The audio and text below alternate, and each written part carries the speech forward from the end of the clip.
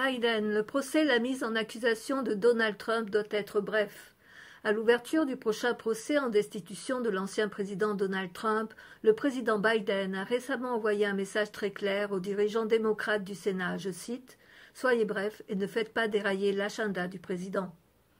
Le samedi 30 janvier, le journal The Hill a rapporté que M. Biden cherche actuellement à faire adopter par le Congrès son plan de sauvetage contre le coronavirus du Parti communiste chinois, PCC, de 1,9 billion de dollars, de sorte qu'il était donc conscient de l'impact d'un procès de mise en accusation sur lui au début de son mandat.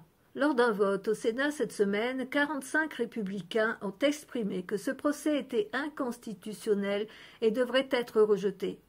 Les résultats confirment que le Sénat ne remportera pas les 2/3 des voix, soit 67, nécessaires pour condamner Donald Trump. Un allié de la Maison-Blanche, proche de l'administration Biden, affirme que le président Biden a pris ses distances avec M.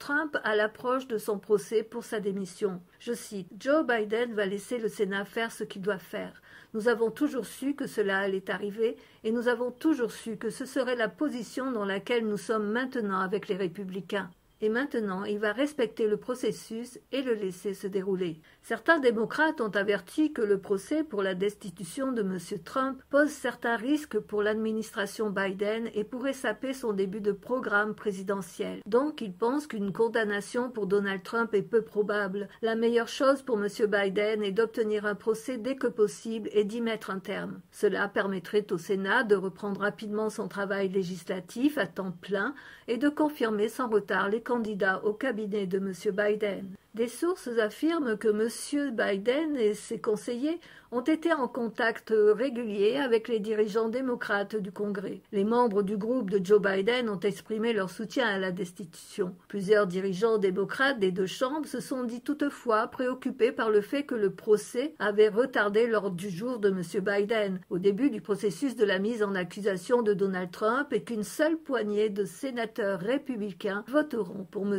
Trump. Finalement, seule une poignée de sénateurs républicains voteront pour M. Trump. James Clyburn est un allié clé de Joe Biden. Il estime que la Chambre devrait attendre 100 jours après l'entrée en fonction de M. Biden avant de soumettre des documents de mise en accusation au Sénat. Par ailleurs, les sénateurs démocrates américains Tim Kaine de Virginie et Chris Murphy du Connecticut ont déclaré en privé qu'ils considèrent que la confirmation de la nomination au sein du cabinet de M. Biden et l'adoption du plan de sauvetage du Covid-19 du virus du Parti communiste chinois PCC sont en ce moment les principales priorités du Congrès. Le 29 janvier, le sénateur Kaine a indiqué qu'il était conscient du problème dès le début et qu'il avait pressenti très tôt la destitution de Donald Trump. Il a affirmé, je cite, « Il est difficile de faire en sorte que 17 républicains se mobilisent et votent pour faire condamner M. Trump. » Il a également précisé que les démocrates du Congrès n'ont plus le choix et a indiqué, je cite, « La Chambre a déjà fait cela, a envoyé les documents mis en accusation au Sénat et nos mains sont en fait liées. » M. Biden lui-même n'a jamais critiqué publiquement le procès de destitution, disant seulement le 8 janvier dernier que, je cite, « C'est aux membres du Congrès de décider ce qu'il faut faire. »